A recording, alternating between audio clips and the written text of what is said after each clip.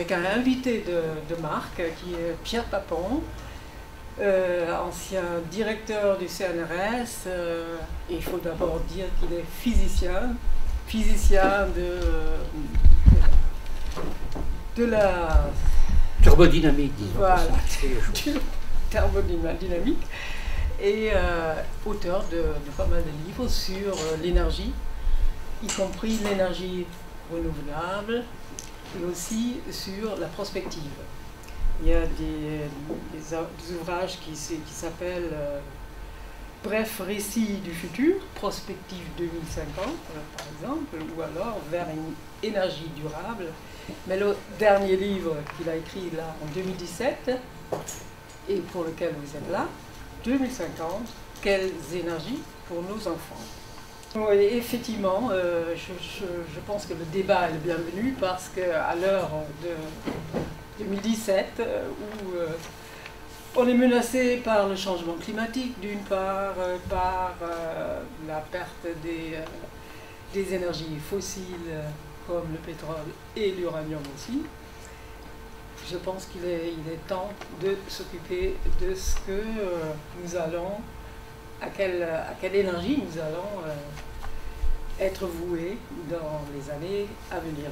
Merci à la médiathèque d'Antony de m'avoir invité, et bien sûr à Brigitte Petzold de m'avoir invité à ce cycle de débat, Le Monde en question. Alors aujourd'hui, il sera question de l'énergie dans le monde et aussi bien sûr un petit peu en France. J'ai donné comme sous-titre à ma conférence les défis de l'énergie. Je vais donc jeter un coup de projecteur sur les défis et les façons d'y faire face. Alors l'énergie, on en parle souvent, presque, je ne dirais pas quotidiennement, mais en tout cas chaque semaine. La presse fait état de tel ou tel problème lié à l'énergie dans le monde. L'énergie est devenue un problème politique mondial, sans remonter à Mathusalem et à l'Antiquité, depuis, disons, à peu près un siècle. Je dirais même exactement un siècle. Je dirais la guerre de 14, la Première Guerre mondiale, a été un tournant, dans la mesure où c'est la première guerre mécanisée, avec des automobiles, les fameux taxis de la Marne, les camions, puis au milieu de la guerre, les chars, les avions, il fallait de l'essence pour alimenter toute cette quincaillerie. Et la quasi-totalité des belligérants, sauf les Turcs, n'avaient pas de pétrole dans leur sous-sol. D'où, au moment, il y a exactement un siècle, un tournant de la guerre, en novembre 1917, les Américains sont entrés en guerre en 1917, les belligérants qui risquaient de manquer de pétrole pour alimenter, je dirais, tous leurs moyens militaires, Clemenceau, président du Conseil, on disait à l'époque, envoie un télégramme en novembre 1917 à Wilson, président des États-Unis. Il dit à peu près ceci: envoyez-nous des carburants, l'essence, qui sera aussi précieuse, dit-il, que le sang de nos soldats pour gagner la guerre. Fallait le dire. Hein. Les Américains répondent présents, ils envoient des tankers à travers l'Atlantique. Bon, la guerre se termine. Les Alliés, les vainqueurs, la France et l'Angleterre se partagent le Moyen-Orient, les dépouilles de l'Empire ottoman, notamment pour s'approprier les uns et les autres les champs de pétrole potentiels de l'Irak, en particulier de la région de Mossoul, dont on parle depuis quelques semaines, depuis quelques mois, puisque vous le savez, c'était une ville qui était occupée par l'État islamique. Bon, je passe 30 ans, 1945, 6 août 45, l'énergie nucléaire rentre sur la scène de façon fracassante. La ville d'Hiroshima est rasée en quelques minutes, 140 000 morts en quelques jours. C'est l'entrée en jeu de l'énergie nucléaire. Un certain nombre de pays, dont la France, prennent conscience de l'importance de cet enjeu. La France, en octobre 1945, crée le commissariat à l'énergie atomique, hein, qui existe toujours. Il s'est rebaptisé commissariat aux énergies alternatives, hein, ça fait bien. Bon, alors, 30 ans, 1973, premier choc pétrolier. Ça se passe toujours au Moyen-Orient. Les pays producteurs de la région, les pays du Golfe, décident de multiplier par 3 le prix du pétrole en quelques jours. Qui plus est, les pays arabes, certains pays arabes décident un boycott des approvisionnements en pétrole de l'Europe. Donc là encore un aspect géopolitique toujours dans la même région. Bon, j'arrête là cette rétrospective. Alors aujourd'hui, bien entendu, les problèmes que j'ai cités demeurent, hein, avec les problèmes en particulier du Moyen-Orient, mais il y a des nouvelles contraintes mondiales. en particulier le climat qui est devenu une préoccupation mondiale, notamment pour des raisons énergétiques, et je vais y revenir. Alors pourquoi avoir écrit un livre de plus sur l'énergie? Il y en a eu pas mal au moment de la COP 21, un peu d'eau, le pétrole est passé sous les ponts depuis lors, mais ce que j'ai voulu, c'est montrer que l'énergie est devenue aujourd'hui une question globale, pour des raisons géopolitiques, je l'ai expliqué à l'instant, scientifiques, techniques, sociales et économiques. Bon, tout le monde dit à peu près ça, hein, mais j'ai voulu en faire en quelque sorte une présentation synthétique. J'ai voulu identifier les défis et les leviers pour agir et relever ces défis, je vais dire lesquels.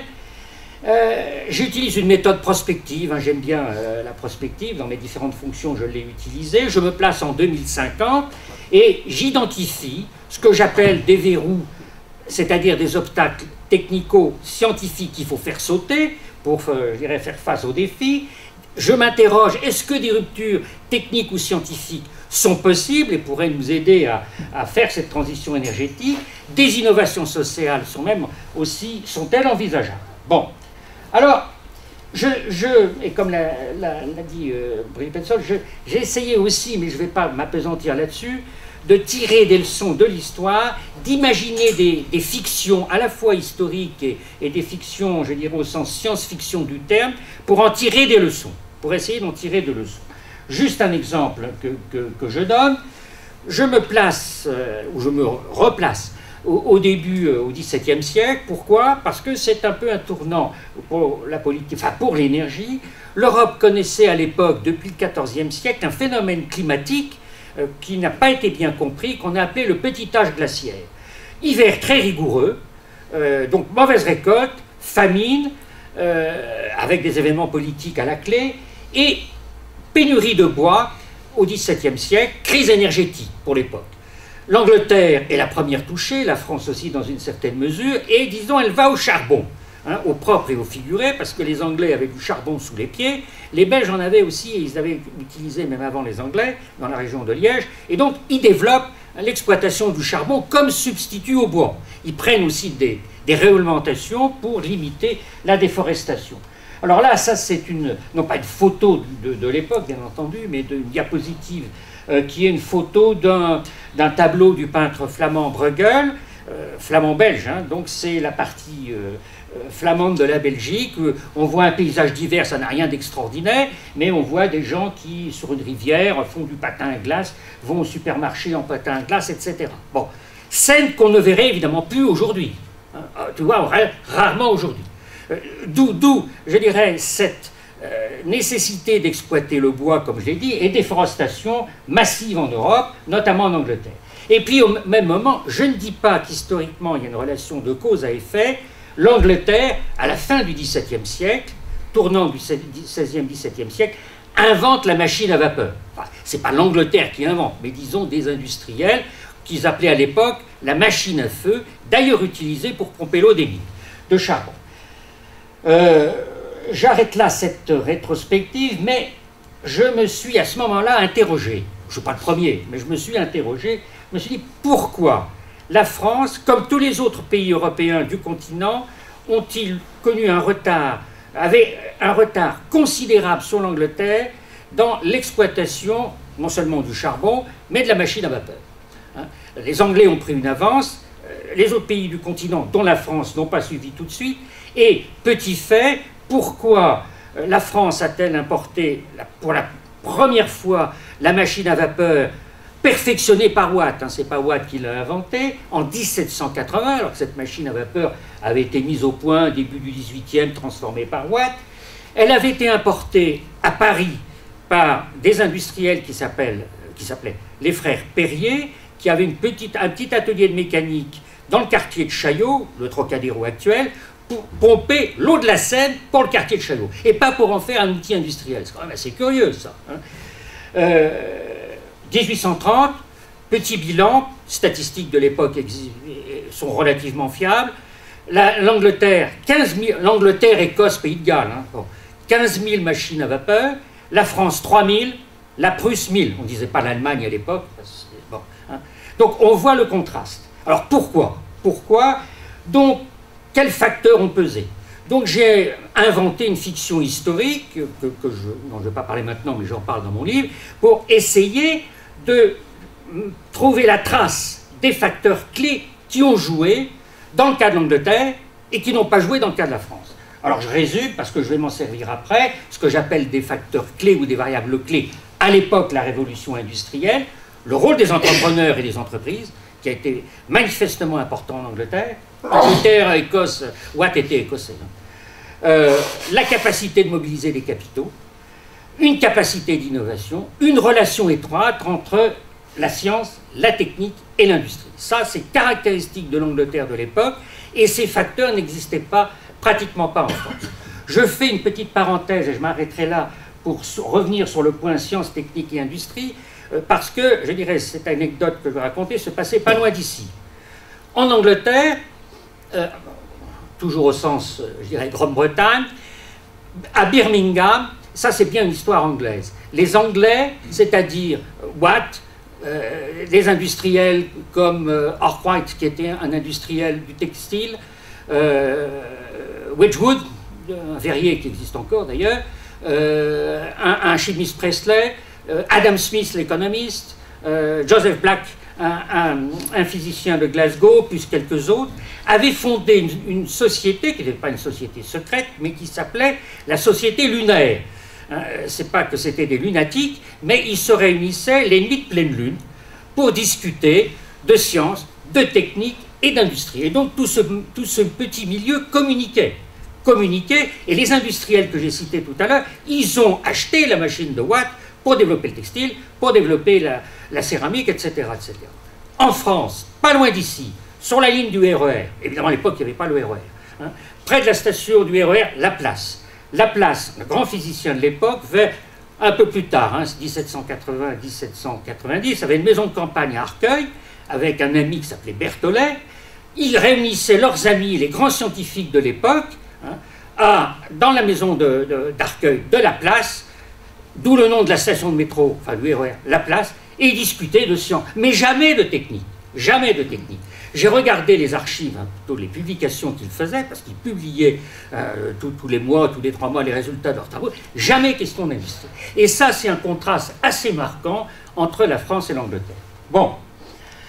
Alors, j'ai fait aussi une fiction, mais je passe, pour revenir, j'irai à l'actualité, sur 2050, j'imagine ce qui se passe à Singapour, pour transformer la ville de Singapour, quels sont les facteurs qui ont joué, notamment pour l'énergie, je passe.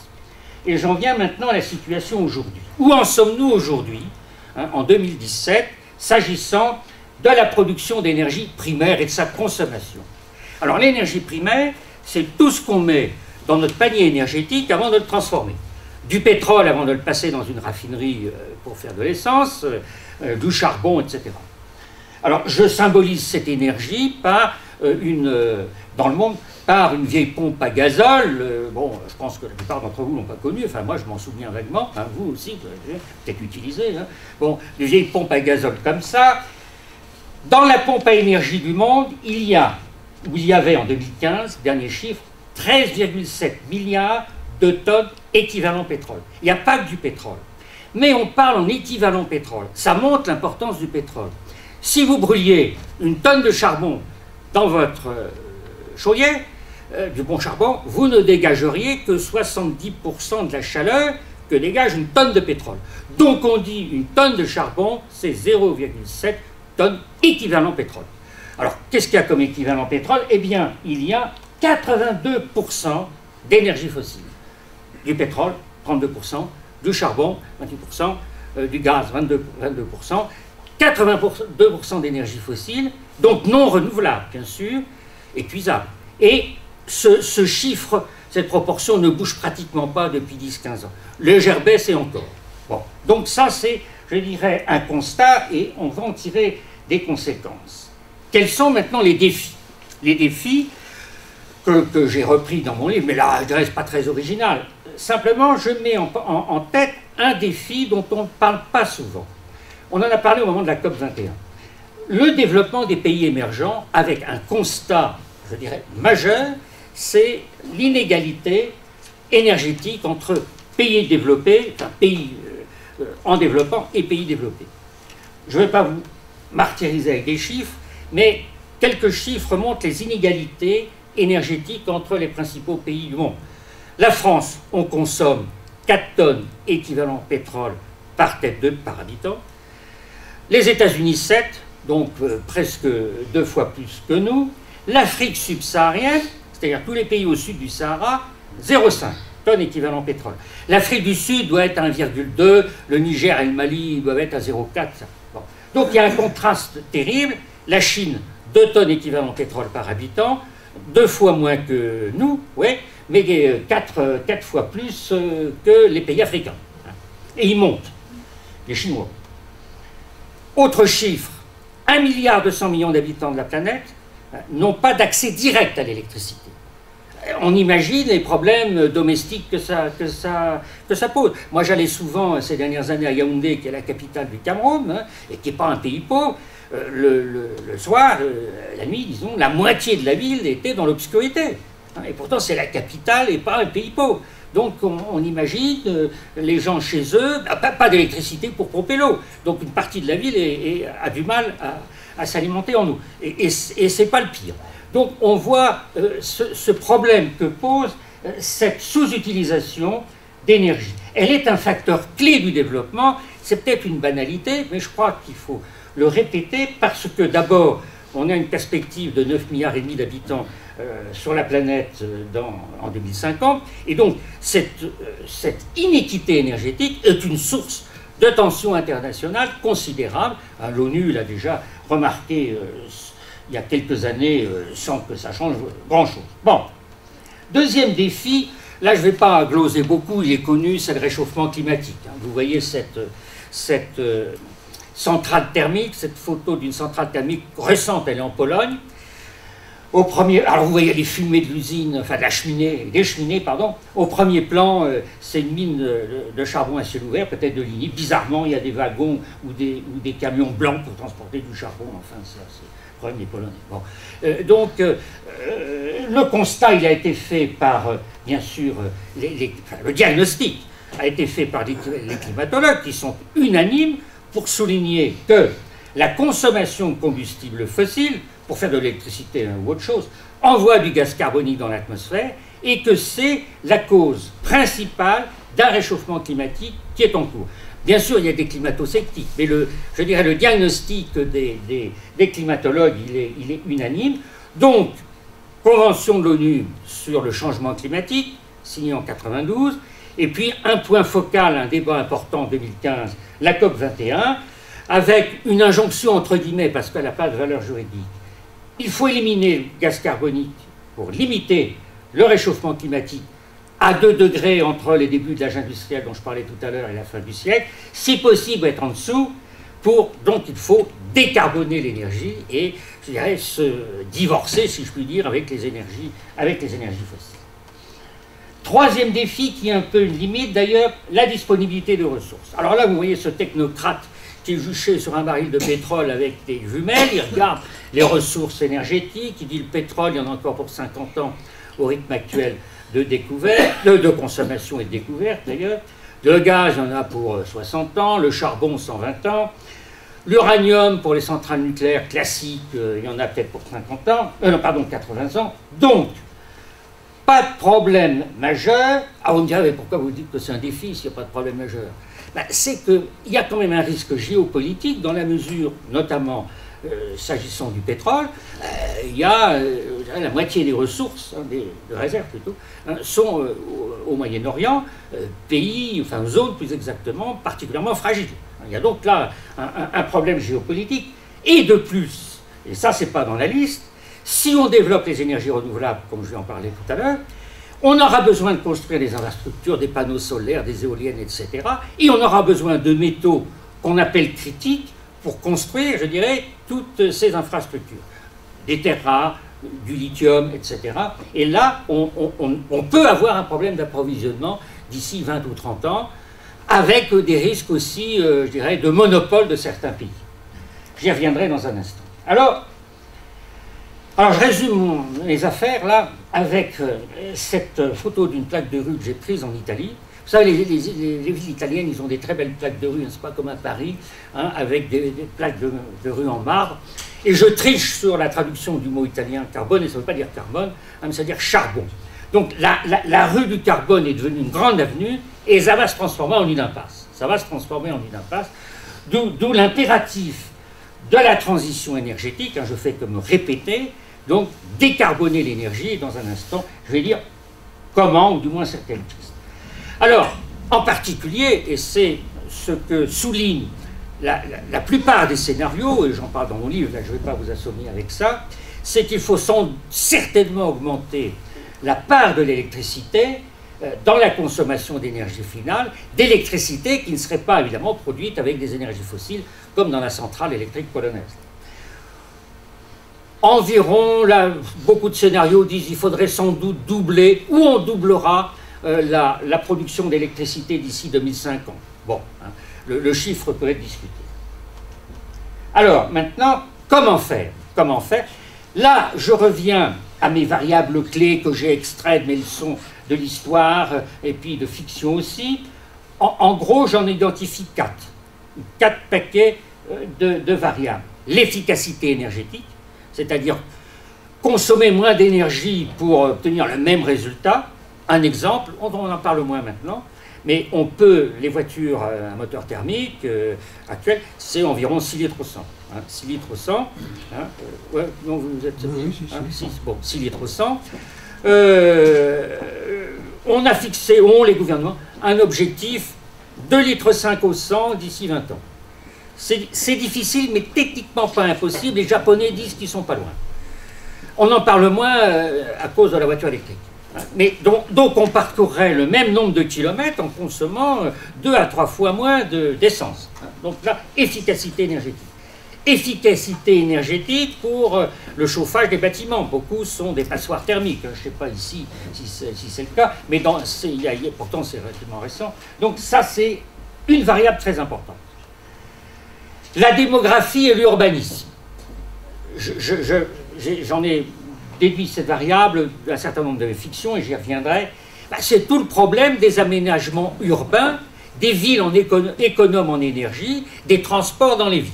J'y reviendrai dans un instant. La science et la technique, pour trouver des nouvelles sources d'énergie, des nouvelles filières, ou faire sauter des verrous techniques. Et puis, les innovations sociales, la façon de travailler, les investissements, l'organisation de la production électrique. Donc, 4 types de variables que je vais utiliser. Je vais donner quelques coups de projecteur. Alors, s'affranchir du carbone. Comment fait-on? Comment fait énergie fossile?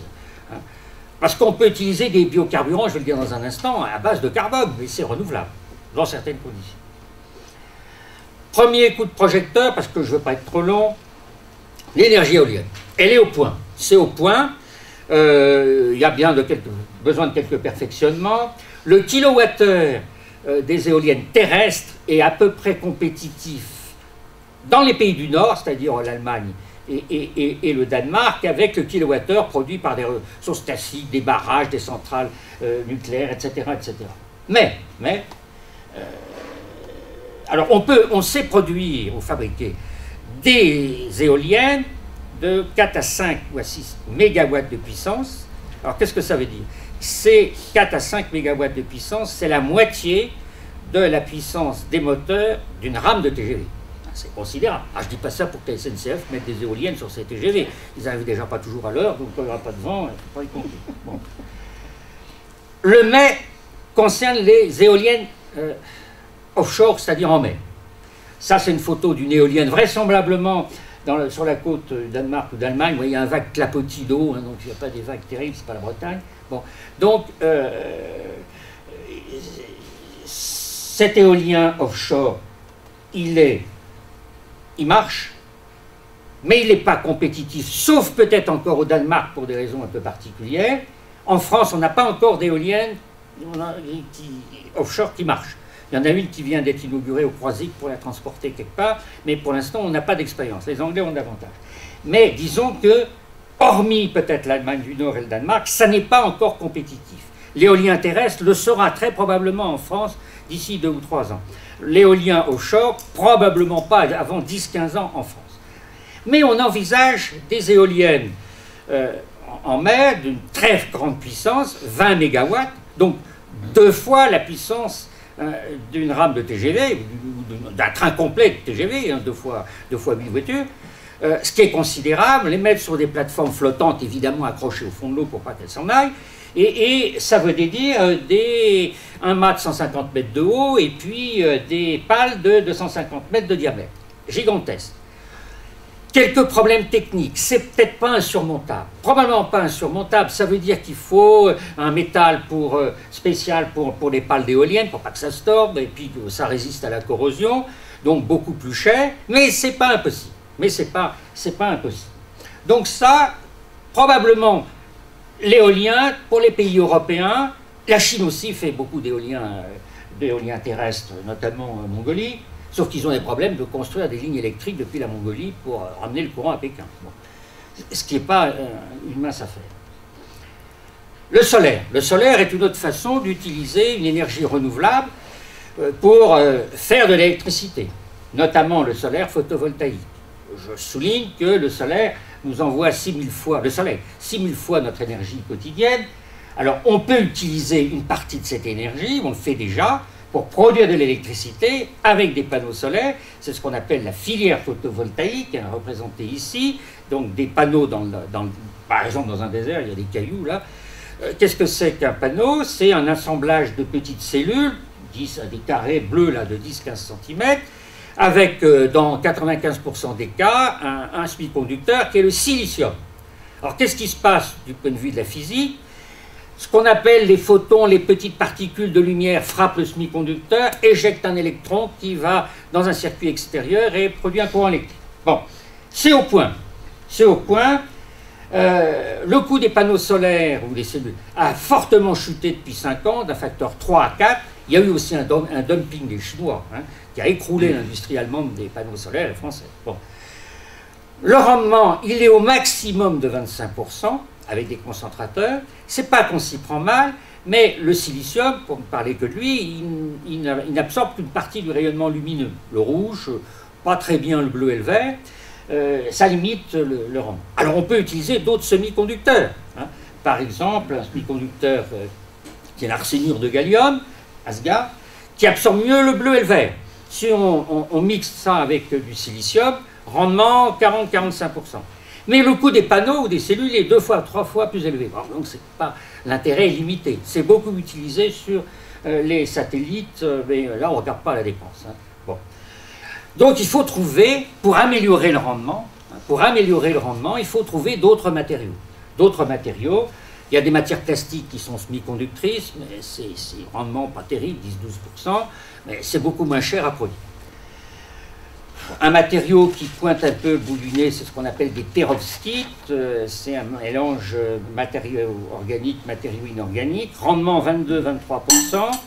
L'avantage, ce serait qu'on pourrait le produire à des températures assez basses. Basse, ça veut dire 80-100 degrés, tandis que le silicium, il faut faire chauffer à plusieurs centaines de degrés.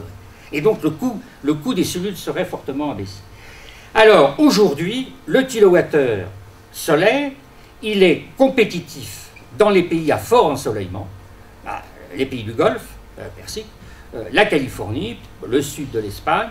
Il l'est en Allemagne parce qu'il est fortement subventionné. Donc quand on dit compétitif, c'est hors subvention. Bon. En France, pas avant 10-15 ans. Pas avant 10-15 ans. Quoi qu'on dise. Alors il ne faut pas exclure des ruptures scientifiques, c'est-à-dire des découvertes scientifiques qui permettraient d'utiliser d'autres phénomènes d'interaction entre la lumière et la matière pour augmenter le rendement des panneaux solaires. Ça, il ne faut pas l'exclure, j'y reviendrai dans un instant. Alors ça m'amène à mettre en évidence un verrou qu'il faut faire sauter, un verrou technique qu'il faut faire sauter. Bon, constat un peu banal, les énergies renouvelables sont intermittentes. Quand il n'y a pas de soleil, la nuit, les panneaux solaires, ils n'émettent pas de courant électrique. Quand il n'y a pas de vent, les éoliennes ne tournent pas. L'avantage des éoliennes, c'est que il y a quand même souvent du vent, notamment au bord de la mer, et que leur rendement, entre guillemets, est meilleur que les panneaux solaires. D'où l'intérêt de l'éolien offshore ou sur le littoral.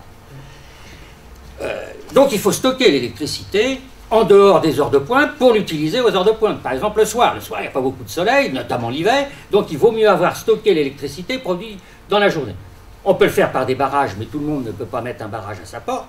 Hein, et donc, le problème technique, c'est des batteries compétitives. Le problème se pose, évidemment, pour la voiture électrique.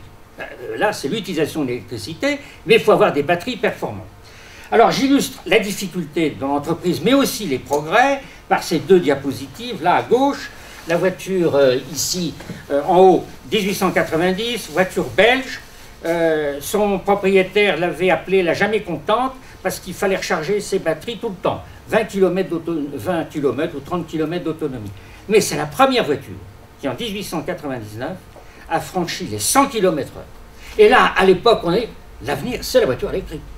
On s'est trompé au moins d'un siècle. Hein. En bas, une voiture de sport, la Tesla, fabriquée par la firme américaine Tesla, dont on parle souvent, Elon Musk, hein, son patron très inventif. 300 à 400 km d'autonomie. Je n'ai pas été voir dans le coffre, d'ailleurs je ne pouvais pas me la payer parce qu'elle coûtait 120 000 $. Il n'y a probablement pas beaucoup de place pour mettre une valise. Non, vous vous doutez? Si. Il y a quand même de la place. Il y a quand même de la place? Oui. Vous l'avez essayé? Oui. Ah bon? Ah, ouais. Ah oui, attends, mais les grosses Tesla. Hein. Toutes les batteries sont en dessous. Bon, écoute. Renault. Là, il y a de la place dans le coffre. Ça, c'est la Zoé. C'est la Zoé que commercialise Renault depuis l'an dernier, puis il y a une autre version aujourd'hui. 160 km d'autonomie. Alors, j'oublie de dire, batterie au lithium-ion aussi pour la Zoé. 160 km donc d'autonomie, 280 à 300 kg de batterie, c'est pas rien. Et la batterie n'est pas vendue parce qu'elle est trop chère. Ils ont augmenté leur performance. Là, on est plutôt sur du 300 réel. Ah oui, mais ils vendent une option 300, mais avec 300 km d'autonomie, mais avec 350-400 kg de batterie. Ah oui, elle est plus grosse. Oui, bien sûr. Hein. Tesla vend des voitures avec 400, très belles voitures d'ailleurs, à 400-500 km d'autonomie. Bon, il y a des progrès. Hein, lithium-ion, batterie au plomb. Néanmoins, il y a quand même un verrou à faire sauter. Il faut diminuer, enfin plutôt augmenter la densité énergétique des batteries. On est aujourd'hui un maximum à 200 Wh par kilo. Hein. La Zoé, c'est 25 ou 24 kWh d'autonomie pour 280 kg. Et il faut diminuer le prix. Donc là, c'est un enjeu à la fois pour la voiture électrique, aussi pour, je dirais, le stockage d'électricité produite par des éoliennes ou des panneaux solaires. Bon. Sauf que pour des éoliennes et panneaux solaires, on peut se payer des batteries qui pèsent plusieurs tonnes, hein, puisqu'on ne les transporte pas. Hein, là, le problème du poids se pose beaucoup moins hein, pour le stockage au niveau de la production. Donc là, il faut trouver des nouveaux matériaux. Il y a des travaux là-dessus. Je regarde un peu ce qui se passe. Ça ne bouge pas énormément. Il y a plusieurs pistes possibles. Alors maintenant, il faut que j'avance là. Hein, autre chose, les biocarburants. Alors là, on utilise toujours du carbone, hein, mais il est renouvelable. On peut discuter sur le caractère renouvelable et neutre du point de vue climatique des biocarburants.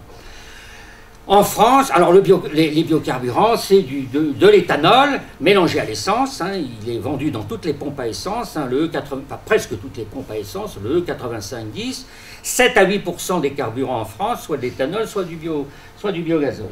Alors, il est produit, cet éthanol, pour ne parler que de l'éthanol, à partir d'une biomasse, c'est-à-dire d'une matière première végétale, comme le maïs, par exemple, ici. Ça, c'est un épi de maïs. Qu'est-ce que c'est? C'est de l'amidon, on transforme en sucre avec une enzyme, on a du sucre, on fait fermenter, on a de l'alcool, hein, c'est vieux comme Mathusalem. Bon, et donc, on mélange ça à l'essence.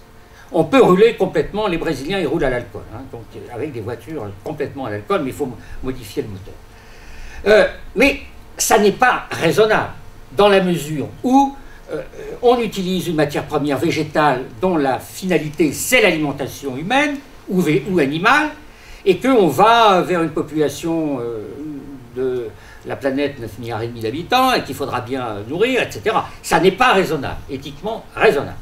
Alors il y a une autre version, c'est d'utiliser un autre procédé, c'est utiliser les rafles, pas l'enveloppe végétale, ce qu'on appelle les rafles dans le cas du maïs, parce que c'est de la cellulose.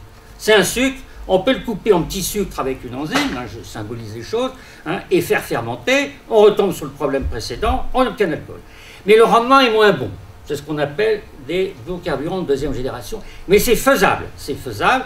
Il y a une dizaine d'usines prototypes qui sont en cours d'essai dans le monde, une en France, près de Reims, à Pomac-le-Bazancourt.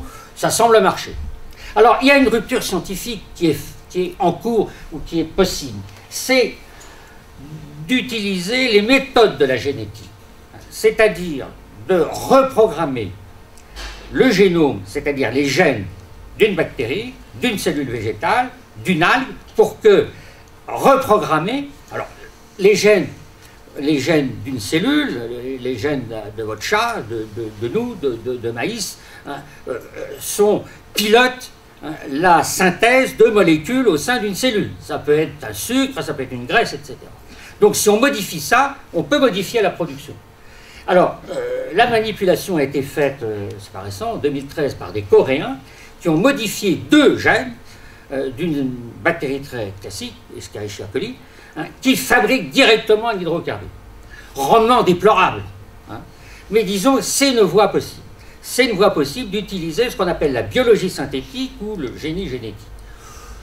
On pourrait produire peut-être 20-30% de biocarburants de cette façon-là, à partir d'algues modifiées, etc., dans 15 ou 20 ans. Hein. Et donc utiliser encore les moteurs thermiques. C'est ça l'intérêt. Bon, alors on peut aussi, je vais vite là parce que l'heure passe, hein, vous me dites si je dépasse le temps. Non. L'énergie nucléaire, ah oui, si on ne trouve pas l'énergie renouvelable, on sait qu'on peut produire de l'électricité avec l'énergie nucléaire, ça on le sait depuis plus de 50 ans. Il y a l'épée de Damoclès, non pas de la bombe atomique, mais quoique, mais des réserves d'uranium. 80 ans, donc les centrales qu'on construirait dans 20-30 ans, il faudra se poser la question de leur approvisionnement en uranium. On peut encore utiliser l'uranium dans des filières, enfin des centrales, qui seraient plus rentables. C'est le problème de la centrale dont on parle souvent tous les mois de Flamanville, hein, de EDF, qui utiliserait de l'uranium, mais dans un réacteur à plus haute température, donc meilleur rendement. Ça, c'est une photo qui doit dater d'1 an de la centrale, le PR de Flamanville. Il a un peu avancé. Les difficultés sont inhérentes au problème du béton et au problème de l'enveloppe du réacteur. Hein. Avec un coût qui a dérapé, 8-9 milliards d'euros, je ne sais plus très bien où on en est. Les Chinois, il faut le remarquer, depuis 1 an, ou le début de cette année, ont mis en marche leur premier réacteur de cette filière-là, semble-t-il sans trop de problèmes. Semble-t-il, mais bon. Et un coût moindre. Alors, si on n'utilise pas l'uranium, on peut aussi utiliser le plutonium. Le plutonium est un sous-produit de la fission de l'uranium. On sait le séparer de combustible nucléaire usagé et on peut le réutiliser dans un réacteur. Et notamment dans des réacteurs qu'on appelle les surgénérateurs. Je passe. On peut utiliser aussi un autre métal qui s'appelle le thorium, qui est radioactif et qui peut être utilisé dans des centrales. Il a l'avantage, c'est qu'il y a 3 fois plus de réserves de thorium dans le monde que d'uranium. Qui plus est, bon, c'est un peu compliqué à expliquer, mais avec le thorium, très difficile de faire une bombe atomique. Très difficile. Hein, pour différentes raisons. Alors qu'avec le plutonium et l'uranium, je ne dis pas que c'est facile, mais disons, on sait faire. Hein, bon. Les Indiens ont un prototype de réacteur à thorium, les Américains aussi. Pas nous. Le problème qui va se poser de toute façon, il se pose déjà, c'est le stockage des déchets nucléaires. Avec le problème d'un stockage souterrain là, dans un site expérimental à Bure, à la limite, je crois que c'est la Haute-Marne et la Moselle, il y a débat là-dessus, c'est imparable. Alors il ne faut pas exclure que, je terminerai là-dessus sur la partie scientifique, que des ruptures scientifiques change la donne, c'est-à-dire des inventions nous permettent d'innover en matière de technologie de l'énergie. Alors j'illustre mon propos là par une caricature qui est extraite d'un de mes livres pour enfants. J'avais donné des photos d'Einstein qui tirait la langue à des journalistes, hein, c'est assez connu ça. Marie Curie dans son laboratoire avec sa blouse blanche, et puis voilà ce qu'ils en ont fait. Einstein qui tire la langue dans le dos à Marie Curie, hein, c'est pas très poli. Bon, alors pourquoi ? En 1905, Einstein dans un des derniers articles, publié 5 la même année, démontre la fameuse formule E égale mc au carré, c'est-à-dire l'équivalence de la masse et de l'énergie. L'énergie d'un atome est égale au produit de sa masse par le carré de la vitesse de la lumière. La démonstration est relativement simple. Bon. Alors, dans la conclusion de cet article, qui est très court, il fait 3 à 4 pages, il ne dit pas « vous allez voir ce que vous allez voir », mais il dit « il est possible que mon principe explique le dégagement de chaleur, donc d'énergie, constaté dans la désintégration du radium, découvert ce radium quelques années auparavant par Pierre et Marie Curie, et qui n'était pas expliqué. Et ça, je dirais, à la limite, c'est pas à la limite, c'est un peu l'origine, ce principe d'équivalence, de l'énergie nucléaire. Pourquoi 1938, découverte de la fission d'uranium à Berlin, on casse, ou l'atome d'uranium se casse, il y a une perte de masse, c'est-à-dire que la somme des débris est inférieure, la masse des débris est inférieure à la somme de la masse de l'atome initial. Une partie de l'énergie, de la masse, s'est convertie en énergie. Bon. Donc là, on ne peut pas exclure, dans le domaine nucléaire, dans le domaine du solaire, ou dans d'autres domaines, qu'une découverte scientifique de nouveaux phénomènes, bien entendu, change. Mais on ne peut pas attendre. On ne va pas attendre, oui, on verra dans 10-15 ans, monsieur machin ou madame truc vont découvrir ça. Bon. Alors, les innovations sociales. J'avance. Donc, les innovations sociales, bien, il y en a de plusieurs types. Les villes en 2050, le travail, les politiques fiscales. Alors vous me direz, c'est des sacrées innovations sociales, les politiques fiscales. Oui, mais il faut, par la fiscalité, encourager les gens à utiliser des moyens économes en énergie, etc. Bon, je passe. La production d'électricité avec un trio. Juste 2 coups de projecteur. Les villes de 2050. Les villes de 2050, il faut donc des villes économes en énergie. On sait qu'on est dans une phase d'urbanisation de la planète. 50% de la planète est urbanisée. Dans les pays comme les nôtres, c'est 75 à 80%. Mais des pays comme l'Afrique, qui sont en croissance démographique, il y a une urbanisation. Idem la Chine, avec des villes géantes qui se construisent tous les 10 ans. Et les villes sont des endroits de forte consommation d'énergie, de gaspillage de l'énergie.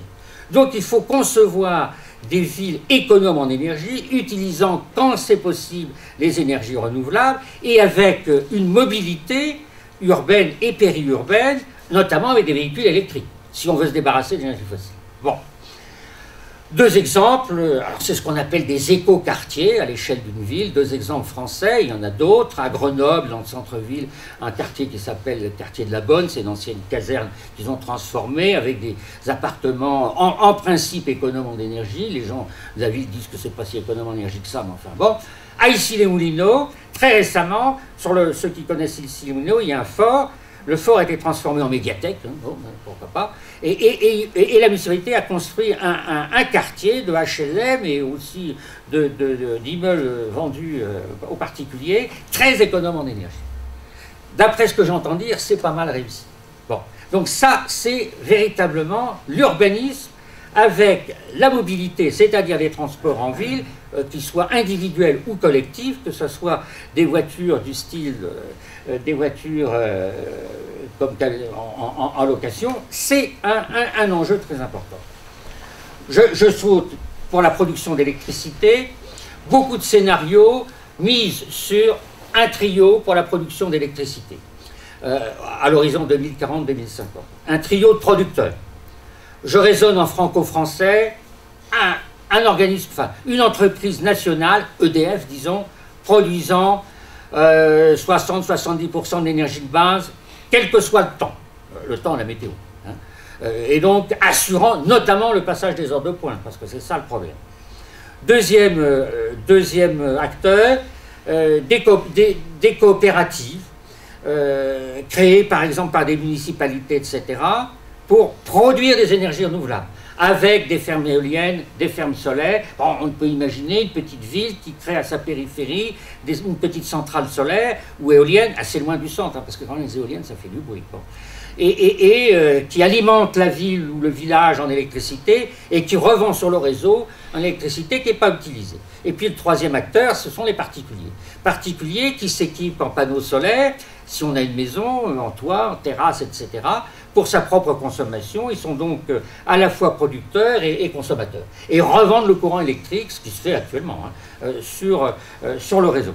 Ça implique, cela, qu'on ait un réseau électrique national et régional qui soit capable d'accepter des énergies renouvelables intermittentes à cause, je dirais, de la météo par exemple, et aussi de la consommation locale.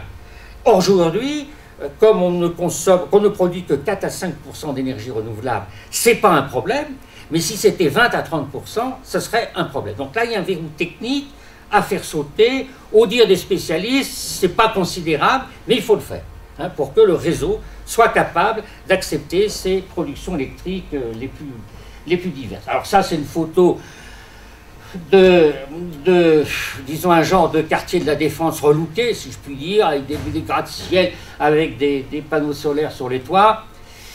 Ce n'est pas forcément l'idéal du point de vue de la consommation d'énergie. Parce que, comme on le voit, il y a des grandes avenues.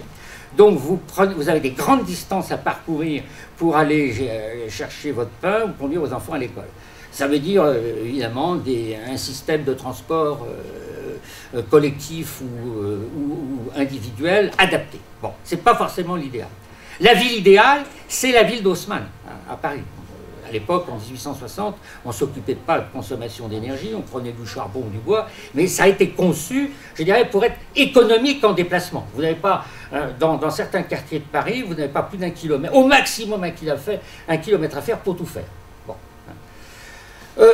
Alors, contraste total, mais bon, ça c'est Nairobi, la capitale du Kenya, Donc on voit une rue là qui ne risque pas d'avoir des embouteillages parce que les voitures ne peuvent pas circuler, des fils électriques qui pendent un peu partout. Bon, je ne veux pas montrer ça pour noircir le tableau, sans mauvais jeu de mots, mais pour montrer que les villes de ces pays-là, des pays africains en forte croissance démographique, vont être un enjeu, je dirais, pour les économies d'énergie, l'utilisation éventuellement d'énergie renouvelable qui est considérable.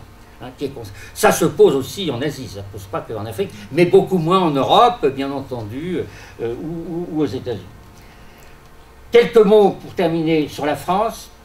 La France s'est engagée à diviser par 4 ses émissions de gaz carbonique. En 2050 par rapport à 90, c'était sous le quinquennat Sarkozy, pendant un accord européen. C'est gravé dans le marbre par la loi sur la transition énergétique de 2015, programmant la consommation, production jusqu'en 2030, baisser de 20% notre énergie primaire en 2030 par rapport à 2012, abaisser la part de notre production d'électricité par le nucléaire, le faire passer à 50%, et produire 40% de notre électricité par des sources renouvelables en 2030 toujours.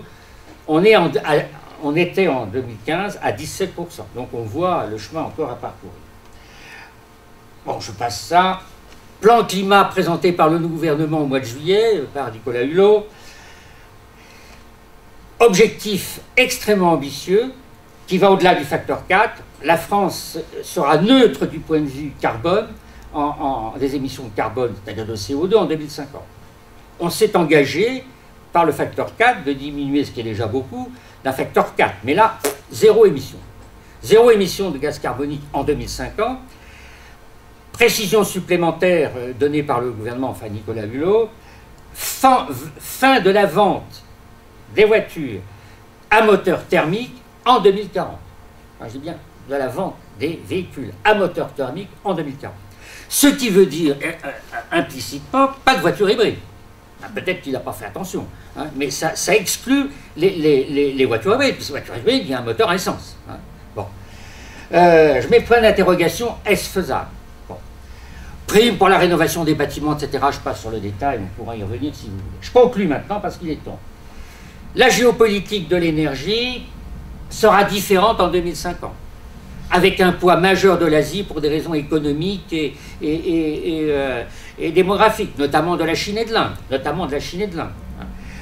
et donc un poids moins important des pays producteurs de pétrole, de gaz du Moyen-Orient, qui sont en Asie d'ailleurs. Et donc la géopolitique va un peu se modifier.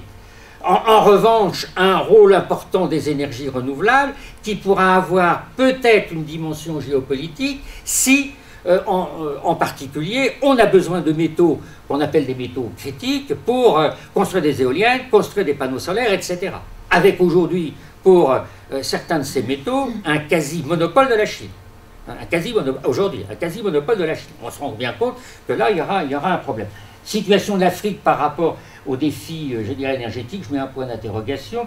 Il faut faire des choix aujourd'hui, il ne faut pas attendre, ils sont faits, mais les appliquer avec pragmatisme, c'est-à-dire, de mon point de vue, faire feu de tout bois, y compris du bois d'ailleurs, pour qu'il y ait une source renouvelable qu'on peut utiliser pas partout, mais qui est quand même un apport non négligeable. Mais il faut tenir compte du fait aussi que toutes ces évolutions, elles impliquent des changements des modes de vie qui seront lents. Ça ne se fera pas en 10 ans ou en 20 ans. C'est ça un peu qu'on perd souvent de vue, et surtout en particulier les hommes politiques. Alors aussi, une politique énergétique, ce sera toujours un arbitrage entre le souhaitable, le possible et l'acceptable. Je prends l'exemple des biocarburants que j'ai cité tout à l'heure. Est-ce qu'il est souhaitable d'utiliser les biocarburants à la place de l'essence? Oui. Est-ce que c'est possible? Oui. Est-ce que c'est acceptable? C'est douteux, pour les raisons que j'ai dites s'agissant de la matière première à finalité alimentaire. On a le même débat pour le nucléaire. C'est avec la bactérie quand même. Oui, vous avez raison. Alors je dirais, est-ce que c'est acceptable? Probablement non avec les techniques actuelles. Hein, les bactéries étant... Bon. Ouais. Alors je termine définitivement. J'aime bien citer Cervantes. Cervantes faisait dire à je pense ça. Ah pardon. Don Quichotte. Comment? Don Quichotte. Don Quichotte faisait dire à Don Quichotte, il faut laisser du temps au temps. François Mitterrand disait la même chose. Il disait il faut laisser du temps au temps. Hein. Et je pense qu'il avait pris ça de Cervantes. Bon, parce que comme c'était quelqu'un de très cultivé, probablement qu'il a pris de Cervantes. Alors ça veut dire quoi? Ça veut donner du temps au temps ou laisser du temps au temps. Bon, ça ne veut pas dire on verra demain pour prendre les décisions. Il faut prendre les décisions, faire les choix, mais il faut être conscient que la mise en œuvre, les applications de ces choix vont prendre du temps pour faire de la recherche, pour l'éducation, parce qu'il faut former la nouvelle génération en leur disant vos modes de vie vont sans doute changer, parce qu'il faudra utiliser différemment l'énergie. Et puis il faut former aussi une partie des jeunes générations à des nouveaux métiers liés à l'énergie, des nouvelles façons de travailler. Et ça prendra forcément du temps. Voilà, je vous remercie. Alors j'ai un blog là. Je traite périodiquement de ces questions. Et si vous trouvez que ce que je raconte... Pardon, non, je ne fais pas ça. Bon, j'avais un truc... Bon, je passe. Bon, merci beaucoup pour cette extraordinaire conférence illustrée. Si vous avez maintenant des questions, vous avez une demi-heure pour les poser ou faire des commentaires, ce qui vous chante. Vous n'avez pas parlé de la fusion. Non. On souvent les Ceux deux. qui veulent parler, ils lèvent la main. Il y a un protocole. Oui, il y a un protocole. Allez-y alors. Allez-y, oui. Non, mais ça y est, là, la question est posée. Bon, alors, il y a d'autres techniques que j'ai abordées dans mon livre, mais je ne l'ai pas fait ici.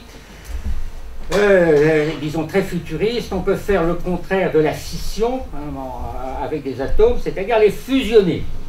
Au lieu de fissionner l'uranium ou un autre, vous prenez des atomes d'hydrogène, vous les portez à très haute température, une dizaine ou une vingtaine de millions de degrés, vous les faites rentrer en collision, hop, ils rentrent en collision, ils fusionnent, et il y a une perte de masse, ils dégagent de l'énergie. C'est la fusion thermonucléaire ou l'énergie thermonucléaire, c'est ça qui fait marcher le soleil. Bon. Le phénomène, il est compris depuis les années, fin des années 30, début des années 40. On a compris comment fonctionnait le soleil avec cette méthode-là. On l'a utilisé assez rapidement dans la bombe à hydrogène, première bombe à hydrogène 1952, et puis en laboratoire, parce qu'évidemment, ça n'a aucun intérêt de prendre, je dirais, faire la fusion et de tout casser. Donc, c'est faisable en laboratoire, et petit à petit, on en vient à un réacteur expérimental qui est en cours de construction dans le cadre d'un programme international qui s'appelle ITER, à Cadarache, qui est dans les Bouches-du-Rhône. Le problème, c'est que tous les 20 ans, on dit « ne vous inquiétez pas, c'est pour dans 20 ans ». Depuis 1950, on dit « ne vous inquiétez pas, ça va marcher ». D'ailleurs, on sait, bon, hydrogène, etc., c'est dans 20 ans. C'est pareil pour les déchets. Comment? C'est pareil pour les déchets. Dans 20 ans, on aura trouvé, mais ça fait 50 ans qu'ils disent ça. Les déchets nucléaires? Oui. Bon, ça, c'est un autre problème. Bon. Mais je peux répondre là-dessus. Donc là, on peut avoir un doute sur la faisabilité. En laboratoire, ça ne tient pas dans cette pièce. Ça marche, mais on est loin encore du seuil où, si vous voulez, la réaction serait auto-entretenue. On consomme plus d'énergie pour déclencher la fusion qu'on en retire. Et là, on est loin. On est loin. Dans le réacteur expérimental de Cadarache, il serait sans doute opérationnel vers... la date a souvent, je dirais, été décalée vers 2025. On ne sera pas tout juste au seuil, et ça ne sera pas un outil industriel. Et il n'est pas certain que ça marche. Il n'est pas certain que ça marche pour différentes raisons. Donc là, j'en parle quand même dans mon livre. Mais si vous voulez, je ne sais pas... Alors les déchets, vous voulez poser une question sur les déchets? Je voulais dire simplement que ça fait des décennies qu'ils nous disent dans 20 ans on aura trouvé, et ils n'ont toujours pas trouvé. Non, les déchets, il y a un problème à la fois, je dirais, géologique et technique. On sait qu'on accumule des déchets nucléaires, donc radioactifs, avec, je dirais, les matériaux, les combustibles nucléaires usagés, aussi dans certains pays, tout ce qui a été fait pour produire des armes atomiques, aussi des déchets médicaux radioactifs dans les hôpitaux, mais ça c'est une masse mineure par rapport à ceux des centrales nucléaires. Et donc la question est de savoir, il faut les stocker dans un endroit fiable. Dans un endroit fiable, probablement en souterrain, dans des structures géologiques qui ne bougent pas, où il n'y a pas d'eau qui ruisselle, et qui vont en quelque sorte faire diffuser ce qu'on appelle les radionuclides, les radioéléments, dans le sous-sol. Bon, on sait les mettre, je dirais, dans des matériaux vitrifiés, etc. Et l'enjeu, c'est où est-ce qu'on les met? Où est-ce qu'on les met? Question, ici, en France, on a dit, on va faire un laboratoire souterrain à Bure, qui est dans la Haute-Marne, à 500 mètres de profondeur, pour voir dans ce sous-sol géologique, que les géologues estiment stable, si effectivement c'est faisable. Les Suédois l'ont fait parce qu'ils ont pas mal de granit en Suède, ils ont creusé des souterrains parce qu'ils ont le même problème et ils stockent là-dedans. Donc le problème, il est, est-ce qu'effectivement on peut stocker de façon raisonnable dans un réservoir souterrain dans 500 mètres de profondeur? Étant entendu, et là il y a un aspect scientifique et technique, que peut-être que dans 10 ans, dans 20 ans, dans 30 ans, dans 40 ans, on aura trouvé un moyen pour se débarrasser physiquement de ces déchets. Et ça, on ne l'a pas trouvé. Voilà. Moi, j'ai une question. Vous avez parlé du vent, Ouais. de l'air, donc, du soleil, et que de la mer, des fleuves. Alors, l'énergie hydraulique. Ah bah, l'énergie hydraulique des fleuves, les fleuves, pas de problème, je veux dire, là, pas de problème, les fleuves, l'hydraulique, ça marche bien, c'est au point. Le problème, c'est qu'en Europe, on a équipé tous nos grands fleuves de barrages.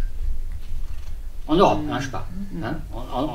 Tous les grands fleuves sont équipés en barrages, donc difficile d'en construire. Bon. En Afrique, alors là, et en Amazonie, il y a des possibilités. Et donc les équipements sont plutôt l'Afrique est sous-équipée en barrages, avec tout le Congo, le Nil, idem l'Amazonie pour l'Amérique latine. Donc là, il y a des perspectives indéniables en Afrique. Alors ça coûte cher. Le problème, c'est effectivement que ça coûte cher de construire un barrage. Second problème, il faut construire des lignes électriques parce que les barrages sont en Afrique centrale si on veut alimenter les villes côtières où là il y a la population. Mais disons que l'hydraulique, pour l'Afrique, une partie de l'Afrique et une partie de l'Amérique latine et l'Amazonie, c'est une possibilité. Votre autre question, c'est la mer. Bon, alors j'étais responsable, j'étais président de l'Ifremer. Oui. Bon, potentiellement, c'est un réservoir énorme d'énergie, parce qu'il y a des vagues, il y a les clapotis, il y a les courants marins, il y a l'énergie thermique dans la mesure où dans les zones tropicales, le soleil chauffe la partie superficielle de la mer, il y a une différence de température entre la surface et le fond, etc. etc. Bon, ça c'est sur le papier. C'est sur le papier. Et utiliser cette énergie des mers de façon opérationnelle est une grande difficulté. Grande difficulté, sauf exception, pour la raison simple, c'est que il y a évidemment une corrosion permanente, des tempêtes, et dans les zones tropicales par exemple, où on peut utiliser la différence de température entre la surface de la mer, 27-28 degrés, et le fond où c'est 5-6 degrés, donc on peut faire marcher une machine thermique.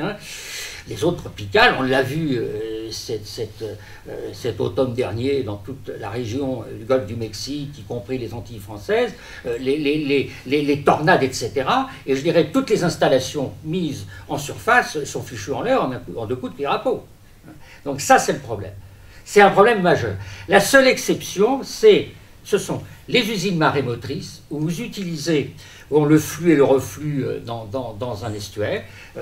La France l'a fait depuis très longtemps dans l'estuaire de la Rance, c'est l'usine marémotrice de la Rance. Le problème de corrosion se pose, mais je dirais il n'y a pas beaucoup de sites dans le monde avec une forte amplitude de marée qui en vaut la chandelle. Sur la Rance, il doit y avoir, je ne sais pas si c'est 8 ou si c'est 10 mètres d'amplitude de marée, ce qui est très important. Il y a très peu d'estuaires dans le monde où c'est possible. Il y en a au Canada, il y en a en Corée et peut-être quelques autres. Donc ça va pas loin. Ça va pas loin. L'autre possibilité, ce sont les courants marins. Les courants marins, là vous faites l'équivalent d'une éolienne, c'est-à-dire que vous mettez une turbine que vous immergez dans la mer, dans un courant marin. Dans un courant qui est permanent. Alors, pourquoi? C'est l'eau qui passe dans les pales de la turbine, comme le vent passe, je dirais, dans les pales de l'éolienne. La vitesse des courants est plus faible que celle du vent, mais la densité de l'eau est plus forte que celle de l'air. Bon. Mais il faut des courants avec, disons, une vitesse du courant qui soit importante. Et là, pareil, je dirais, il n'y en a pas énormément. Il y en a un qui s'appelle le raz Blanchard, qui est entre le bout de la presqu'île du Cotentin et je dirais, traverse la Manche, où là il y a un fort courant permanent et où la France va expérimenter ce qu'on appelle les hydroliennes, c'est-à-dire l'équivalent des éoliennes. On pourrait équiper, disent les ingénieurs, ce courant marin pour avoir l'équivalent en puissance de 2 ou 3 réacteurs nucléaires, ce qui n'est pas négligeable. Mais il n'y en a pas beaucoup. C'est ça le problème. Donc là, ça reste, je ne dirais pas mythique, mais quand même très problématique.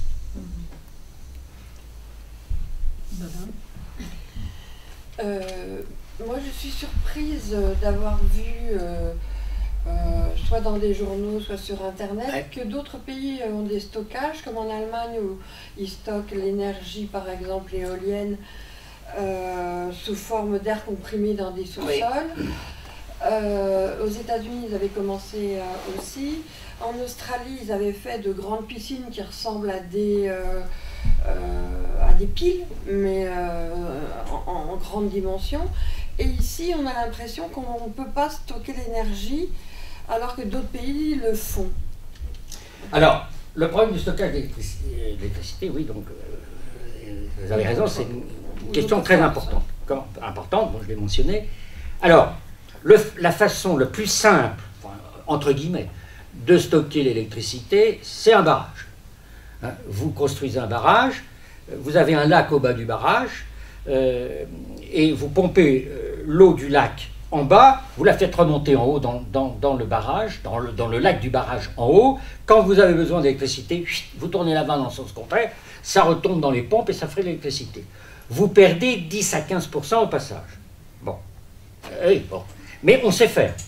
La France a, EDF, plusieurs barrages comme ça dans les Alpes. Hein. Le plus grand, c'est à Grand Maison, je crois que c'est dans l'Isère, ou la limite de l'Isère à la Savoie. Hein. Les Suisses en ont pas mal. Mais faut-il encore avoir, je dirais, des montagnes, si je puis dire, pour construire des barrages. Le Danemark, pourquoi l'éolien est rentable au Danemark?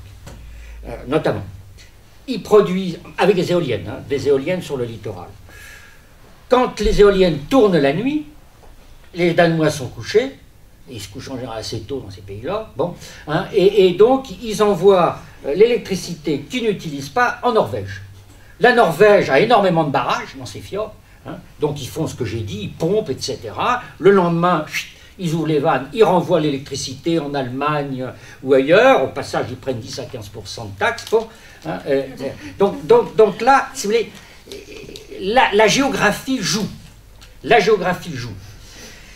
Bon, c'est difficile de construire un barrage au plein milieu de la Beauce ou de la Sologne, etc. Donc, ah oui, on va envoyer une ligne électrique. Ben oui, ce que fait l'EDF, mais au passage, on perd 10 à 15% du courant dans la ligne de courant. Hein. On en perd 15 en pompant, donc c'est pas forcément rentable. Alors, les Allemands, c'est vrai, ils n'ont pas, sauf dans l'Allemagne du Sud, hein, ils n'ont pas de montagne pour faire des barrages. Bon, effectivement, ils pompent. Où ils compriment un gaz, mettons de l'air, dans un souterrain, et puis, je ne sais pas, jusqu'à 200-300 bars, quand ils ont besoin de courant, ils ouvrent, hop, ça circule en l'autre sens. Ils perdent plus que dans les barrages, 20 à 30%. Bon. Mais faut-il encore avoir une cavité souterraine pour stocker, si vous voulez, de l'air comprimé, hein? C'est quand même... Hein, donc, ce n'est pas forcément l'idéal. Les barrages, c'est 95% du stockage. Le barrage, je dirais alpestre, hein, si je puis dire, ou alpin, ou norvégien, c'est 95% des capacités de stockage dans le monde. Mais si on veut développer des parcs éoliens, des parcs solaires, il vaudrait mieux stocker sur place. Stocker sur place pour ne pas perdre, je dirais, dans des lignes électriques de 100-150 km, hein, pour aller stocker plus loin. Bon. D'où le problème des batteries. D'où le problème des batteries. Parce que, je dirais, avoir des batteries qui pèsent lourd, je l'ai dit tout à l'heure, sur un champ d'éoliennes, c'est pas très gênant, contrairement à une voiture. Hein. Les Japonais ont des stockages comme ça avec des batteries très importantes. Bon, ça pèse plusieurs tonnes, mais après tout, vous ne transportez pas. Hein. Donc ça, c'est un problème. Le gaz comprimé n'est pas certain que ça soit l'idéal. Mais ça se fait. Même dans des voitures. Oui, il y a des voitures à air comprimé. Bon.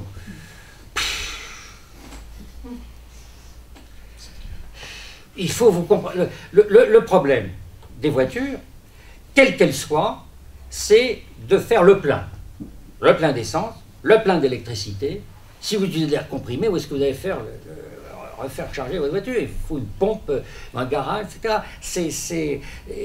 La voiture électrique n'a pas percé en 1900, hein, en France comme aux États-Unis, parce que on n'avait pas l'électricité partout en 1900, hein, dans les villages, même les villes moyennes, hein, on n'était pas... a fortiori aux États-Unis, vous avez des distances énormes, et donc on n'était pas équipé, si vous voulez, dans les périurbains, les villages, etc., hein, en électricité. Alors que le moindre droguiste pouvait avoir une pompe à essence et vous redonner de l'essence immédiatement, sans gros problème. Ça a été l'obstacle majeur au développement de la voiture électrique en 1900, même avec les mauvaises batteries au plomb qu'ils avaient à l'époque. Ça, c'est le problème de faire le plein, et c'est le cas des voitures à air comprimé. Je sais que ça existe. Hein. Mais ça existait même, les tramways le faisaient, je ne sais pas, même entre les deux guerres avant, Il y a des tramways, c'est à Nantes je crois qu'il y a toute une exposition, des tramways qui marchaient à air comprimé. Et ce qui a fait la concurrence, c'est quand les États-Unis ont envoyé le pétrole pas cher ici, Oui, et du coup on a laissé tomber l'air comprimé, alors qu'il y avait énormément de tramways qui marchaient à l'air comprimé. Et c'est oublié. Enfin, pourtant ils existent dans des expositions. Enfin, oui, mais ça a fini dans des musées, si vous voulez. Hein, bah, il y a plein de choses qui existent dans des oui, musées. Oui, non mais... Alors, ces solutions peuvent marcher en circuit fermé. Parce que le tramway, il allait faire le plein au garage, si vous voulez. Hein, j'imagine. Hein, j'imagine. Donc, imagine, hein, donc, dans une ville, hop, il va au garage central, hop, il recharge, qu'il s'agisse d'air comprimé ou d'autres choses. Hein, tandis que utiliser chacun son moyen de transport, air comprimé ou autre chose, il faut faire le plein quelque part. Et vous ne pouvez pas avoir ça n'importe où. C'est le problème des voitures à hydrogène, hein, c'est autre chose ça, mais c'est le problème des voitures à hydrogène. Dans votre livre, il y a un exemple qui m'a bien plu. D'abord, je ne l'ai pas pris pour une fiction, mais c'est une fiction, Singapour. Ouais. Singapour pour tous. Si vous voulez alors, en parler ouais, un peu. J'ai utilisé des fictions historiques pour tirer ces variables, ce que j'appelle les variables clés, et puis aussi quelques fictions, sciences et politique fiction. Et je me suis dit, après tout, bon, il y a un État qui s'appelle Singapour, qui est en même temps une ville, assez développée d'ailleurs aujourd'hui, économiquement, mais bon, c'est limité parce qu'il n'y a pas de place pour construire davantage, c'est sur le droit de Malacca. Il y a un gouvernement qui est assez, c'est une démocratie mais autoritaire. Hein. Bon, et j'ai dit, bon, le gouvernement de Singapour, aujourd'hui, dit il faut développer la ville de Singapour en 2050, que ce soit la Suisse de l'Orient. La Suisse de l'Orient. Hein. Et il faut faire venir des populations pour travailler. On n'a pas de place. Qu'est-ce qu'on fait? On construit des îlots artificiels. On met dessus des immeubles à la Le Corbusier hein, pour attirer les populations. On veut être autonome en énergie parce qu'il ne faudrait plus importer de pétrole, ce qui est le cas actuellement, et puis il y a le problème du climat. Alors on travaille sur les biocarburants, hein, puisqu'on est au bord de la mer, hein, on va transformer les algues, là j'imagine par la génétique, hein, et on est autonome en carburant. Bon. On développe la science et la technique. C'est pas une fiction, ça. Singapour est un État ou une ville très, très compétitive en matière de sciences et de techniques. Et donc, ils aboutissent, dans ma fiction rapide, en 2050, à faire effectivement de Singapour une Suisse de l'Orient avec ses îlots artificiels, autonome en énergie en exploitant des algues qu'ils ont transformées génétiquement, et puis avec un apport de population logée sur ces îlots artificiels. Et j'en déduis quelles sont les variables qui jouent dans ce cas-là, ou qui joueraient dans ce cas-là. La capacité à mobiliser des capitaux, parce que Singapour est une place, je dirais, financière importante, la science et la technique, pour faire ces carburants artificiels, et puis un urbanisme novateur, sur des îles artificielles autonomes, utilisant l'énergie de la mer, là, cette fois-ci, carburant, etc. C'est ce genre de fiction que j'ai fait pour essayer de conforter les variables clés. C'est à moitié de la fiction, parce que Singapour est un État extrêmement dynamique. Hein. Je ne dis pas qu'ils exploitent les biocarburants, qu'ils font des îlots artificiels, mais effectivement, ils ont développé 2 universités très compétitives où ils font venir des étrangers, notamment des Français, notamment des anciens de l'Institut Pasteur, hein, qui sont partis là-bas, hein, qui passent quelques mois là-bas et puis qui reviennent en France, etc. Ils ont des capitaux, et une capacité, effectivement, de mobiliser ces capitaux avec des entrepreneurs et des industriels. Certaines de ces variables sont celles que j'ai trouvé, si je puis dire, entre guillemets, avec l'histoire de l'énergie en Angleterre au XVIIIe siècle. À part le problème de l'urbanisme. Allez-y. Oui, je voudrais vous demander, est-ce qu'il n'y aura pas un énorme problème financier, un coût? C'est la question peut-être cruciale, parce qu'on voudrait essayer d'enterrer les lignes électriques, on pense que l'enfouissement des déchets radioactifs, ça sera un coût exorbitant, l'EPR, etc. Et finalement, comment l'humanité va être prête à faire de telles dépenses comment trouvera-t-on Je suis d'accord avec vous. C'est pas le problème essentiel, mais c'est un des 2 ou 3 problèmes clés, hein, c'est-à-dire le financement de la transition énergétique. En France comme ailleurs, hein, en France comme ailleurs. Comment trouver les milliards, dizaines, centaines de milliards d'investissements pour investir dans les énergies renouvelables, transformer les villes, etc. C'est le problème majeur. C'est le problème. Alors, évidemment, au fur et à mesure qu'on va, je dirais, investir dans les énergies renouvelables, on n'importera plus de pétrole, on n'importera plus de gaz. Je dirais, l'énergie renouvelable n'est pas gratuite, mais le soleil, il est gratuit. Le vent, il est gratuit. Et donc, on fera des économies. On fera des économies, mais on ne les fera pas tout de suite.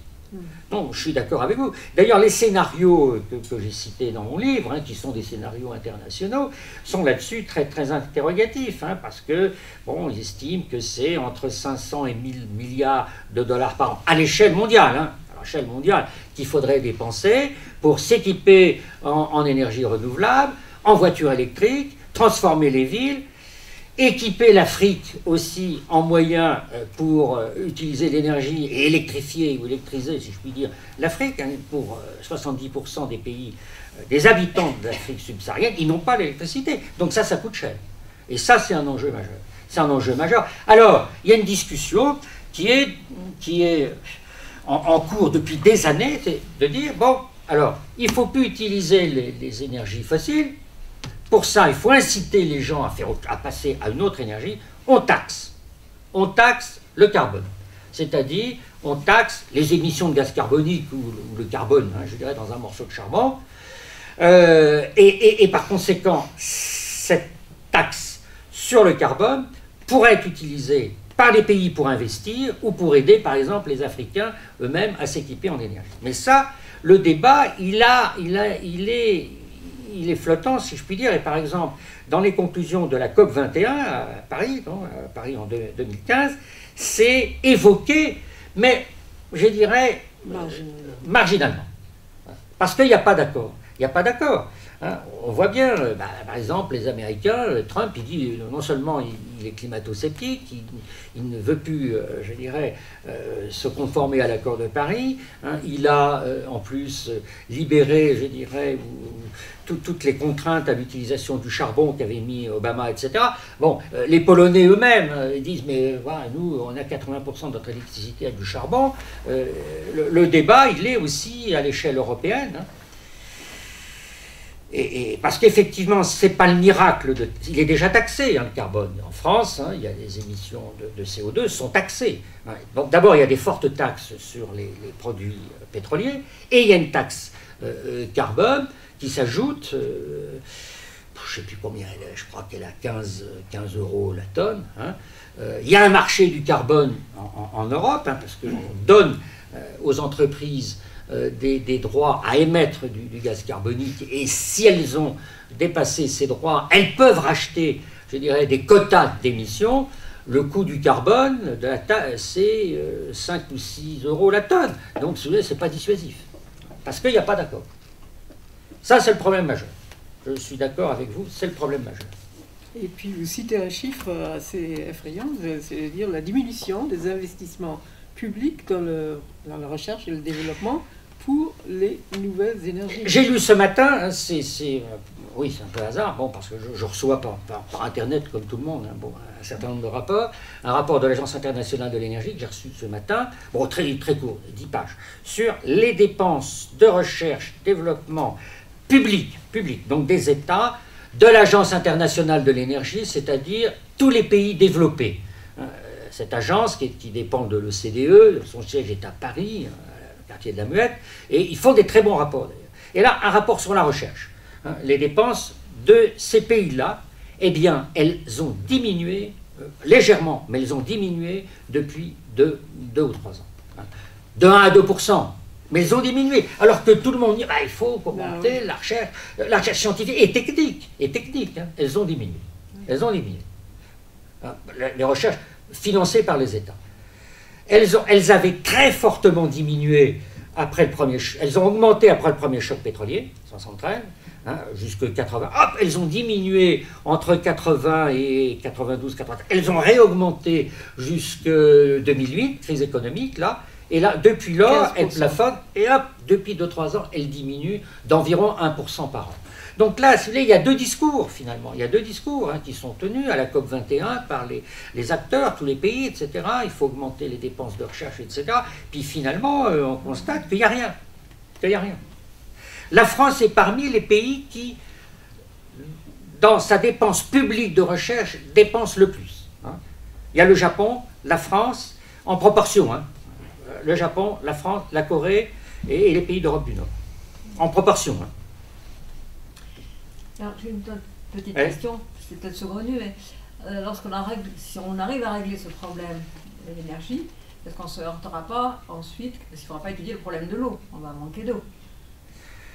Je dirais que les deux vont presque ensemble. Les deux vont presque ensemble. Parce que, je dirais, aujourd'hui en tout cas, on utilise... L'utilisation majeure de l'eau, c'est l'agriculture, hein, dans le monde, et puis la consommation humaine, etc. Bon. Mais néanmoins, il y a une consommation industrielle, notamment pour la production d'énergie, importante de l'eau. Et donc, pour les énergies, avec les énergies fossiles. Néanmoins, pour certaines énergies renouvelables, hein, je ne parle pas de l'éolien, il n'y a pas besoin d'eau, mais pour le solaire, parce qu'il y a une autre j'en ai pas parlé, mais il y a une autre variante de l'énergie, de l'électricité produite par le solaire, c'est ce qu'on appelle le solaire thermodynamique. Au lieu d'utiliser des panneaux solaires, vous prenez des miroirs, vous concentrez la lumière sur je simplifie, des tuyaux, hein, vous faites circuler de l'eau, enfin un liquide, dans le tuyau, vous le chauffez et vous alimentez une turbine. Mais là, il faut de l'eau. Il faut de l'eau, et c'est souvent, ça marche bien, c'est rentable, dans des pays toujours à fort ensoleillement, notamment le Maroc, hein, qui a beaucoup développé cette filière-là, le sud de l'Espagne, un peu les pays du Golfe, mais dans des milieux désertiques. Et là, vous avez besoin d'eau. Et donc la consommation d'eau augmenterait, pas considérablement, mais augmenterait pour la production d'électricité par cette filière-là. Également, et encore plus, pour les biocarburants. Le maïs, hein, encore plus pour les biocarburants, je ne l'ai pas dit, mais vous faites bien de me faire penser, c'est que si vous utilisez du maïs, même de la canne à sucre, le sucre de la canne à sucre, pour produire des biocarburants, vous avez besoin d'énormément d'eau. Énormément d'eau. Et donc ça, c'est un inconvénient de la filière biocarburant, sauf si vous utilisez les déchets végétaux, les rafs, etc., parce que vous ne faites pas pousser de l'herbe massivement. Bon, bref. Donc là, le problème de l'eau se pose aussi avec l'énergie. Hein. Et il se pose évidemment au carré pour l'agriculture, s'il faut augmenter la production agricole à finalité alimentaire pour les 2 milliards d'habitants de plus qu'aura la planète en 2050. Le problème de l'eau se pose effectivement. C'est une origine de conflit d'ailleurs, hein, au Moyen-Orient, entre Israël, la Jordanie, Palestine, etc., sur le Jourdain, mais ailleurs. Hein. Moi, je voudrais revenir à cette bactérie que je trouve quand même une belle utopie, étant donné qu'elle pourrait résoudre cet immense problème de la déforestation, justement, pour gagner l'huile de palme. Et l'huile de palme serait dans les biocarburants, oui. etc. Oui, bon, je sais pas, vous parlez d'huile de palme, j'en ai pas parlé, mais implicitement, si vous voulez, l'autre type de biocarburant, c'est les huiles végétales, qui sont un peu transformées chimiquement, par exemple l'huile de palme, hein, qu'on mélange au gazole, et c'est le biogazole. Bon. Et ça s'est beaucoup développé, en particulier dans le sud-est asiatique, en Malaisie, Indonésie, etc., hein, pour fabriquer de l'huile de palme qui est importée, notamment par la France, pour fabriquer des biocarburants. Bon. Mais déforestation. On transforme des forêts, oui, bon, en terrains agricoles, ce qui veut dire aussi qu'on dégage le CO2 qui est stocké dans le sol, et puis vous avez besoin aussi de moyens techniques avec des moteurs thermiques hein, pour utiliser, je dirais, non pas couper les arbres, hein, mais utiliser l'huile de palme. Donc ça c'est un inconvénient effectivement de ce type de matières premières pour les biocarburants. Alors, c'est pour ça que je mentionne, je dirais, la génétique, parce que là, avec la génétique, vous pouvez effectivement transformer, mais on sait faire déjà, hein. Je l'ai mentionné à propos de la bactérie des Coréens, mais on peut transformer des bactéries, on peut transformer des cellules végétales, c'est les OGM, hein, et fabriquer éventuellement, ce qui est le cas de la bactérie, soit des hydrocarbures, soit directement de l'alcool. Pardon. Excusez-nous, nous étions très en retard parce qu'il y a eu changement de lieu. Est-ce qu'on pourrait dire ce que c'est que cette fameuse bactérie? J'ai mentionné le cas des biocarburants. Bon, on sait utiliser les biocarburants, l'éthanol, etc. Hein, dans les carburants, on en consomme 7 à 8% en France, hein, de carburant. Et je dis, l'inconvénient de ces biocarburants actuels, c'est qu'on utilise une matière première, comme le maïs par exemple, à finalité alimentaire. Hein, l'alimentation humaine ou animale. Et ça, c'est pas raisonnable. On peut dire que même c'est pas éthique dans la mesure où il y a quand même des populations qui, sinon, ont des famines permanentes, du moins sous alimentation. Donc il faut trouver un autre moyen. Et j'ai dit, là, il y a une possibilité scientifique et technique, si vous voulez, qui a été mise en œuvre par des Coréens, des scientifiques, des biologistes coréens, il y a 2-3 ans, qui consiste à transformer le génome, c'est-à-dire l'ensemble des gènes, d'une bactérie, en l'occurrence Escherichia coli, qui est une bactérie classique, simple, hein, que tout le monde a même dans son intestin. Bon, alors je ne dis pas ça pour vous transformer en usine à biocarburants. Bon.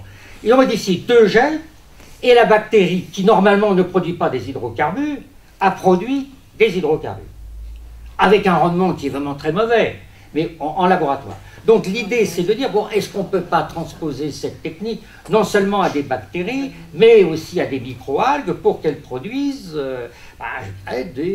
soit des corps gras pour faire, je dirais, des huiles végétales qui sont utilisées comme carburant, soit directement de l'éthanol aussi, directement de l'éthanol, ce qui est plus difficile, soit des hydrocarbures. C'est ça l'idée. Alors je dis, il ne faut pas être non plus trop optimiste, hein, je dis peut-être dans 10, bon, disons, 20 ans, en produire 20 ou 30%. Oui, bon. En plus, c'est OGM. Mais c'est des OGM. C'est des bactéries OGM. OGM. Mais bon, pour la bonne cause. Alors, sur les algues, hein, je reviens là-dessus, sans parler de bactéries, les Japonais, ils aiment bien les algues. Hein. Ils en mangent, ils font tout. Bon, hein, et il y a une tradition. Et ils ont pas mal de littoraux, donc de côtes, etc. Et là, ils ont lancé un programme pour produire à partir d'algues, pas forcément en les modifiant génétiquement, donc des carburants, de l'huile végétale, pour les avions. Mélanger éventuellement à du kérosène. Comment? Il me semble qu'en France aussi. Pour les avions, moi, j'ai pas vu. Pas pour les avions, mais ils font des essais avec les algues. Ah oui, oui. Oui. On aurait pu faire, à mon avis, davantage avec les algues. C'est l'ancien président du FNR qui parle, je trouve, hein, parce qu'on a des ressources d'algues. Je dirais, malheureusement, en Bretagne, avec tous les dégâts que ça passe. Bon, hein, et qu'on aurait pu utiliser davantage, faire de la recherche davantage, pour utiliser les algues, notamment pour faire des biocarburants. À mon avis, on a loupé le coche. Les Japonais le font, alors ils en ont pas mal, et puis il y a une tradition, chez eux, on mange des algues, bon, et ils veulent le faire pour du carburant avion.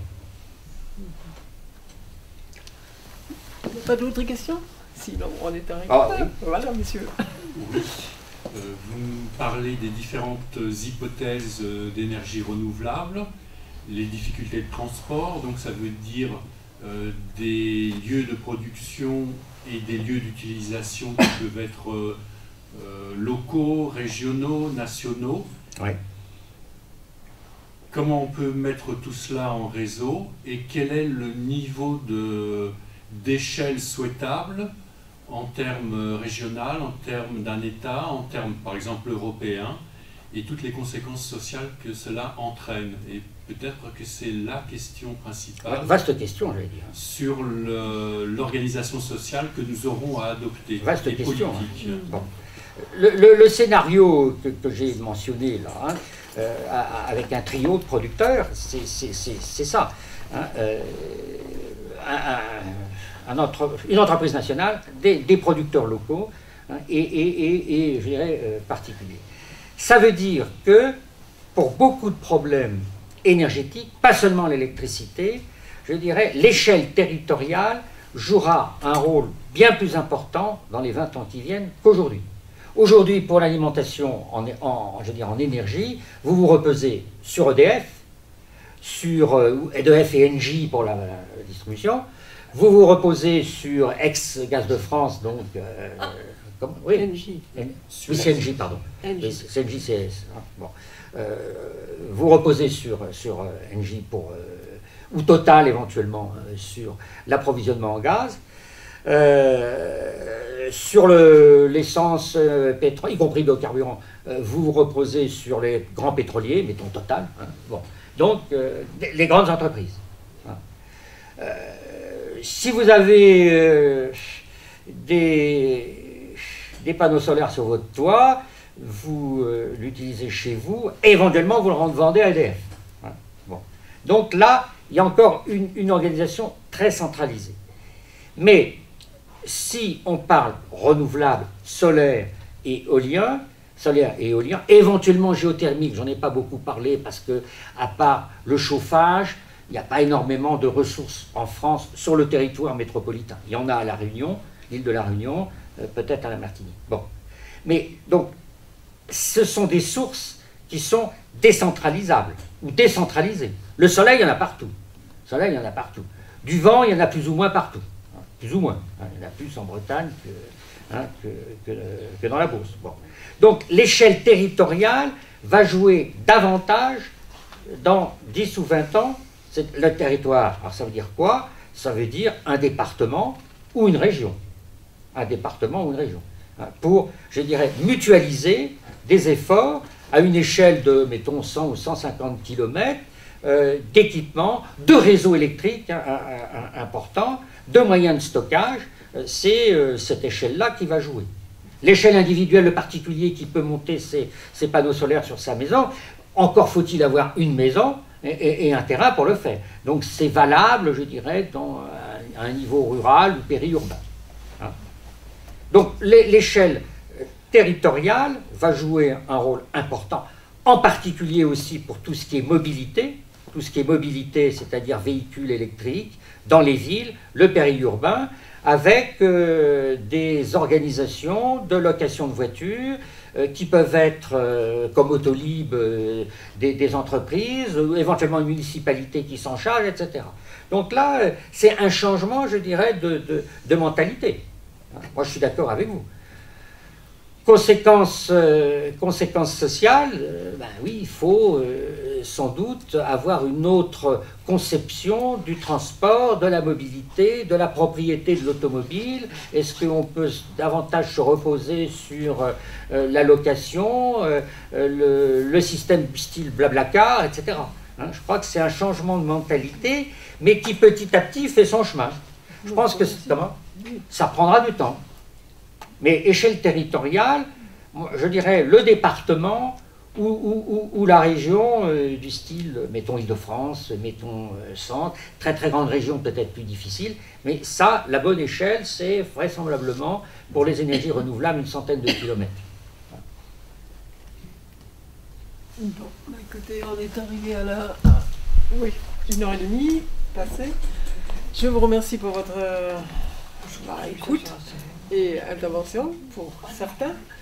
Et puis surtout, je remercie Pierre Papon pour cette belle conférence et sa disponibilité à répondre aux questions.